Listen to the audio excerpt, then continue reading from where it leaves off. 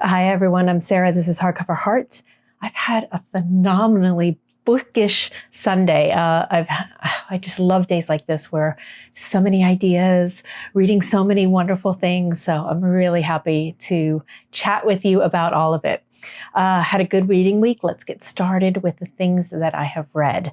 I mentioned finishing this last week, but needed to meet with my book club in order to talk about it. So we did that yesterday, and let me then proceed to talk about Is Mother Dead by Vigdis Hjorth and translated by Charlotte Barslund. Here is the cover, very interesting cover. Please excuse my horrible manicure that's chipping off. Sorry about that. I didn't get time to change it. But this book is the second of hers that I've read.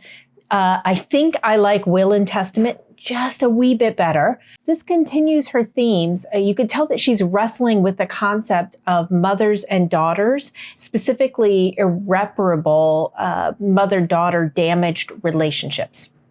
Our main character, Joanna, is an adult. She has already been married. She's been married twice. Her second husband has died, and her children are adults. She had left her family after being married. Her family was strict, had a path that they wanted her to take, and refused to see that she wanted to be an artist. So they kind of pressured her into being a certain way, and she rebelled. She rebelled by leaving her marriage when she fell in love with her art instructor while she was in college. And that created a rupture that the family never repaired itself after. She proceeded to move to the United States from Norway and had a wonderful, deep, rich life. She was an amazing artist. She had a lot of success as an artist, raised beautiful children, had a delightful marriage with a partner that she deeply loved. He has passed away, and she's in a tremendous amount of grief. She has the opportunity to show her work in a retrospective-y type of thing in her hometown. And so she returns. And I think she's a little surprised and shocked that her mother will not take her calls, will not talk to her. Now, she maybe shouldn't be so surprised because the subject of her work involves family. Through this grief and through this desperate need to be seen and to connect with her mother in a way that she thinks would be authentic, she goes off the deep end. It's very interesting how matter of fact this is told. When I talked about Will and Testament, I mentioned that the writing is very matter-of-fact. It's very sparse. I likened it to Tove Ditlevson's Copenhagen Trilogy. Same thing exists in this one, but this one is ratcheted up because of the tension that starts to take place. This is one that, right as I finished it, I thought I was solid in how I would have rated it, but it has grown on me, and definitely I think more so after speaking with my friends in my book club. There's nuance and subtlety here, and a cry for help so even though it seems like it ends up being a little thrillerish, there's a lot going on. So yeah, I think Vigdis Hjorth is a writer for me. I think I'm interested in more of her writing. If you've read anything else by her in English, please let me know if there's one you would recommend. This next book is interesting because I originally didn't want to have anything to do with it, despite thinking that it's probably in my wheelhouse. Paris in the 20s, female artist, kind of during the Hemingway extravaganza as he's writing A Movable Feast. That seems like it's all kind of interesting space to be in, Kiki Maupassant, Man Ray, and the like. But the cover turned me off. When I look at the cover I'm about to show you, it made me think that there was fantastical elements, like maybe time travel or something like that. And I just wasn't in the mood for that type of book. I gave it another try when I found out that that was not the case. And I'm very glad I did. So this is the first of a new mystery series. It's Lost in Paris by Betty Webb. So as I mentioned, it's set in Paris in the 1920s. We have a debutante, Zoe, and Zoe is friends with Hadley Hemingway, the wife of Ernest. And she is a debutante that was shipped out of the country, sent packing when she disgraced the family. And she has been given money to live, given money from the family, but in essence, cut off. She is perfectly happy with that arrangement. In some cases, more to come on that as part of her backstory starts to be developed. But she is really rising in the group and milieu of artists at the time. She's a kind soul. She hosts a weekly salon where there's gambling, and she feeds people, and it's this wonderful welcoming community type of thing. When Zoe finds out that her friend is in trouble, her friend being Hadley Hemingway, she wants to help.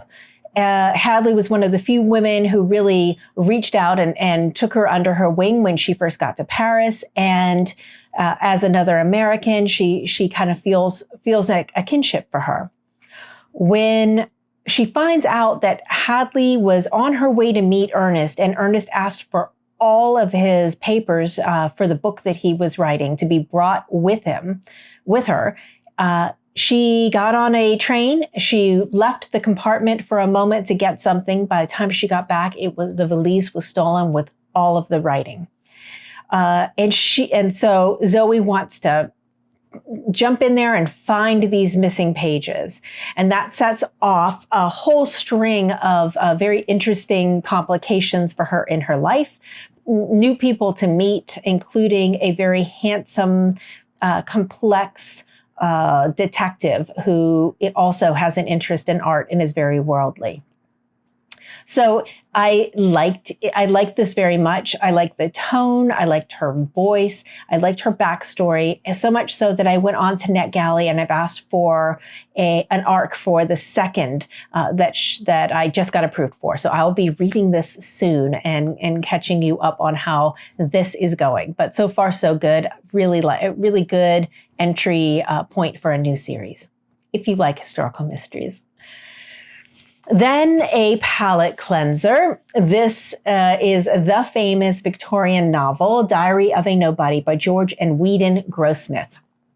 A really cute little novella. This is just charming, funny, amusing anecdotes of a daily diary kept by a nobody. Mr. Pooter is tired of all of these somebodies writing diaries. He's like, well, what about a nobody like me? So he starts to keep his daily reflections of what happened in the day. He and his wife, who he loves deeply, moved into a brand new home. And he's besieged by all of these different tradesmen who are doing a great job or sloppy job, and all the politics of who to hire and who not to hire as they get their home ready for receiving their friends. He's got two friends, Mr. Cummings and Gowers, and they're amusing, and he loves puns, and he loves to make puns. And he makes his wife laugh all the time with his really bad dad jokes. He also has a son, and his son has returned home and surprisingly is engaged to be married to a woman that they're shocked to meet and who is older. Quite a scandal. And the son now wants to go by his middle name, which is Lupin. And Lupin seems to be like a millennial, stereotypical millennial, which is funny for Victorian times. So Pooter has all of these challenges with his son, who he doesn't really understand. He doesn't know what he's doing. He's trying to put him on the right. He's got also challenges at his firm. He goes in and there's a new young clerk who kind of rolls his eyes, also tends almost like a millennial vibe, doesn't show him the respect he has due. It's just all over amusing. So if you wanted a palate cleanser, especially a Victorian one, something light, humorous, this, you couldn't go wrong. It was quite amusing. So let's switch to the opposite end of the spectrum in terms of tone and tenure. This was not light at all. This was harrowing, emotional, so deep, visceral, and one of America's best modern writers alive today.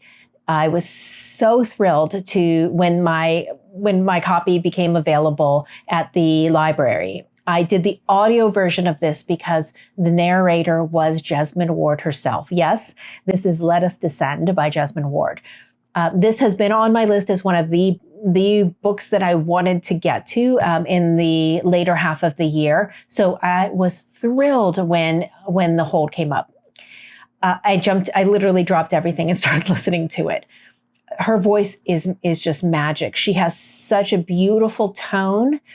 She also has the slight Southern accent and the humanity that she brought to this character, who already was exhibiting so much pain, so much suffering in her experience as a young slave girl. But Jesmyn Ward really elevated it to just such an amazing level. I cannot recommend it enough. And I know, and the book was already phenomenal as it was. It just added that extra little bit to it. So we meet Annis, and Annis is, as I mentioned, a young slave girl. This is in North Carolina, I believe. She is deeply loved by her mother. Her mother protects her. Her mother takes her out at night and teaches her self-defense and fighting skills. Her mother is quiet. Her mother is smart and fierce. And as I mentioned, loves her deeply and watches over her and is aware of everything that happens.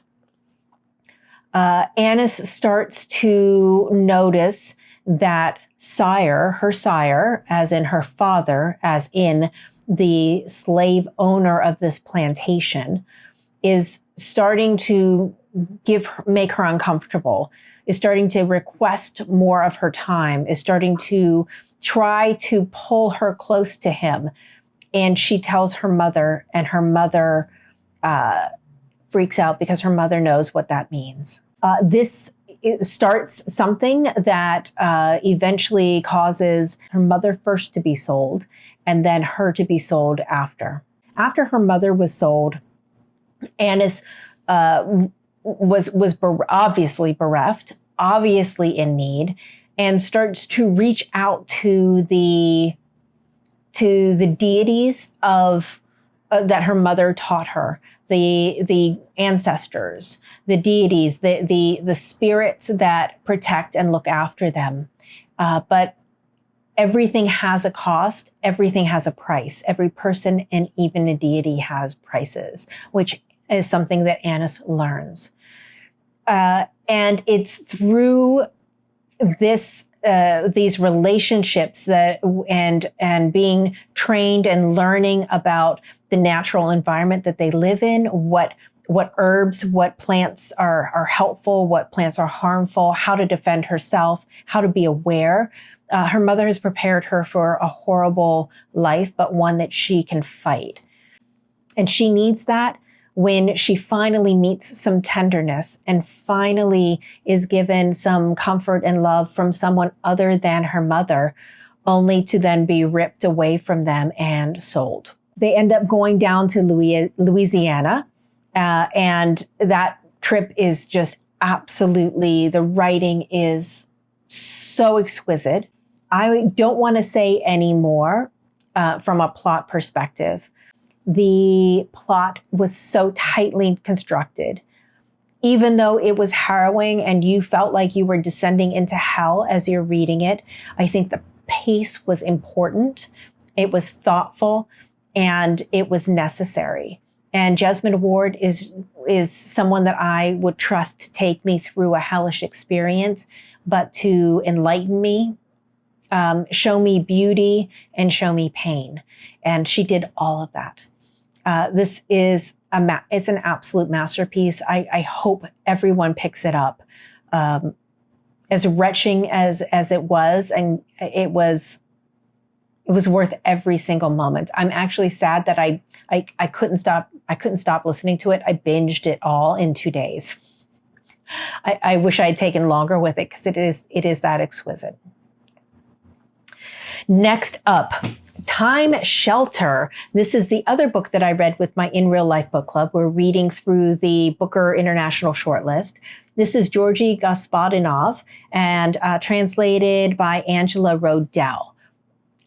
This is quite an interesting book. I haven't read anything like it in a while. It's a concept novel. It's a concept that is told through the lens of a novel. So we meet a man, an unnamed narrator, who is writing a story. He's telling the story of this figure that he met. Maybe he imagined him. Maybe he's real. Maybe he's not. But this man has figured out how to help patients with dementia and Alzheimer's. And all through this book is this question of time, memory, nostalgia, comfort, and time being not just a period, but a place to revisit. And this comes to life when this man figures out that Alzheimer's patients want to return when they go into a space, whether it's a room that is decorated like in situ from like 1968, say, and it has all of the right artifacts, the right smells, the right carpet, sounds, the right records, the right newspapers. All of these things comfort people with Alzheimer's or comfort people with dementia. And that becomes so popular that, as you can imagine, the next step is communities that want to have this opportunity to go back in time and live in a different, easier, or a place they at least remember. Which then leads to nation states wanting to do the same. This story progresses very strangely in ways that I never saw it going, but that kept me so in the story and so interested. I kept reading passages out to my husband because it was such a different approach to something that we think we already are very familiar with. That is the concept of nostalgia and memory. I appreciated that this is coming from an Eastern perspective. United States was played very lightly in this narrative. It was much more about Europe, about how people, the types of things that they are clinging to, and very much about where we are today and what if the future is so unknown and so terrifying and so frightening, it makes sense that people would want to retreat to the past. Such a profound, interesting book. I really enjoyed it, and it's not as conceptual as you would actually think. It took a little bit to get into, but I think it was very, very well worth it. Then I had this book for Shorty September, and I didn't get to it, but I finished everything that I had. I saw it out of the corner of my eye, and I thought, now's the time. So glad I picked it up. This is John le Carré's first of his George Smiley books, Call for the Dead. And when we talk about nostalgia, like I mentioned in Time Shelter, this is something that gives you those nostalgic vibes because it is definitely a place in time book. There was actually something core to the main part of the book, to the main premise, that it took me a while to figure out what's happening because we just don't have anything like that in today's modern society. And that is a call like you would put in a hotel, and you would ask someone to give you a wake-up call or a reminder call. That's something that used to happen in these days when this book was situated in. So I think we're in the 1950s in this book. It's set outside London. And we've got George Smiley. He is such an interesting character. Rotund, small little man, completely indescript. But everyone is talking about how he landed a stunningly beautiful woman who was the love of his life and who was deeply in love with him, but then after a few years of marriage, left him. He's incredibly brilliant. He is also an agent for the Secret Service, the British Secret Service. His wife has left him. He's going about his job. He gets what seems like a kind of routine assignment where there's an anonymous letter about this man, Samuel Fenman. And it's kind of piquing some interest about maybe he's not doing everything he should as a civil service person. Maybe there's something hinky at play here. So he interviews him, and they have an interview inside, and then they take a walk out in the park. And he really likes Samuel Fenman. He thinks he's quite intelligent, and he doesn't think there's anything to be concerned about. So he, in so much as told him, yeah, I think this was just a crank. I wouldn't worry about it. Everything's fine. He gets a call into his boss's office the next day that Samuel Fenman was horrified, terrified, and actually killed himself that night. Now, this doesn't add up to George. He knows what he experienced, so he is actually told by his boss to go and talk to the widow. When he goes to talk to the widow, she is fascinating character. She is a woman who actually survived 2 Holocaust camps, losing all of her family. She is stoic. She is broken, physically broken, but also indomitable in spirit and incredibly intelligent. And he feels very, very bad for her. He's concerned and he wants to do the right thing. The phone rings and he assumes it was something passed through for him. And so he says as much. He goes to pick it up only to find out that it was a call that was set up by Samuel Fenman for himself the next morning. So that's the piece that didn't make sense to me. And it took me a while to figure out what were they talking about.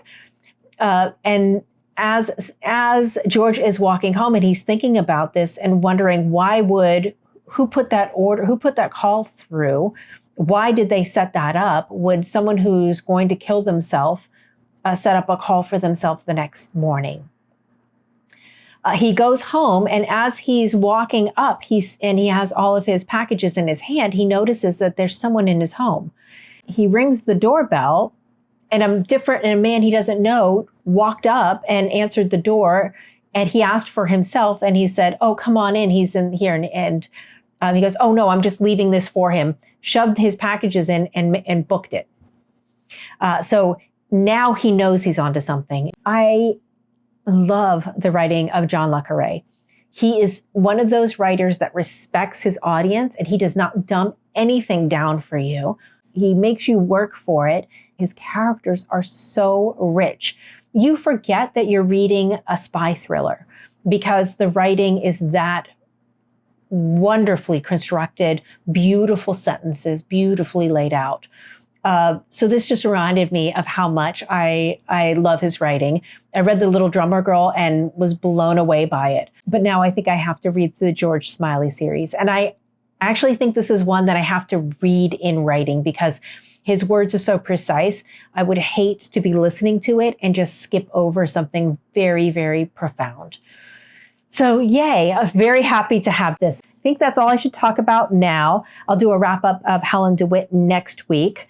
Let's talk about what I'm reading now. I don't think I'm going to get done with this by by the end of Victober.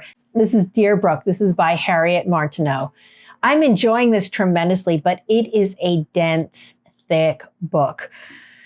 And it's taking me a while. I'm kind of breezing through all of these others, and this is I keep returning to this. I enjoy it every single time I pick it up. It's a little heartbreaking, which I love. I love those circumstances that no one's at fault, but they're still people are gonna get hurt. You know, those are always those delicious romantic triangles and the like. So enjoying this tremendously. It's gonna take me a bit. I also decided to read a kind of Victorian adjacent. This is set in the Victorian age. This is Lily, A Tale of Revenge by Rose Tremain. Rose Tremain just writes really good historical fiction. And this has a young girl, Lily, who was abandoned at the Founders Hospital. And she has been sent out to this farm, and she's lived there for 6 years and had this beautiful upbringing with love and care and tenderness and the earth and work and just strong ethics. And she's being sent back to London now to start to conform and learn a trade so that she can be a productive member of society. And I think that's where her story is going to start to go wrong. Being forced into the capitalistic model at such a young age. But really great cover. It's such a fast read, but it's really one of those lovely palate cleansing, guilty pleasure types of reads. Is it a guilty pleasure to have a kind of read? I don't know. Then this one I started, and I've had this one on my TBR for so long, and it was really time to pick it up. This is The Parisian, and this is by Isabelle Hammad. Gorgeous cover. This is a Palestinian novel set in the 1914 about a Palestinian man who traveled to Paris to study medicine. Already very atmospheric, very interesting kind of culture clashes, quite evocative, really good writing so far. I've heard great things about this, so excited to read this. And then the most exciting thing is starting this week, we are going to be joined with a phenomenal 34 great people, and we're reading The Bluest Eye by Toni Morrison. This is the first of the Toni Morrison project that I've talked about. So we are off and running. We will be reading the first half of this and talking about it next Sunday. So stay tuned for more of the Toni Morrison content. That is a lot, isn't it? I would love to know, have you read any of these? What were your thoughts? I hope your reading has been phenomenal, and I hope you have a great reading week ahead of you. I'll look forward to talking to you soon. Bye-bye.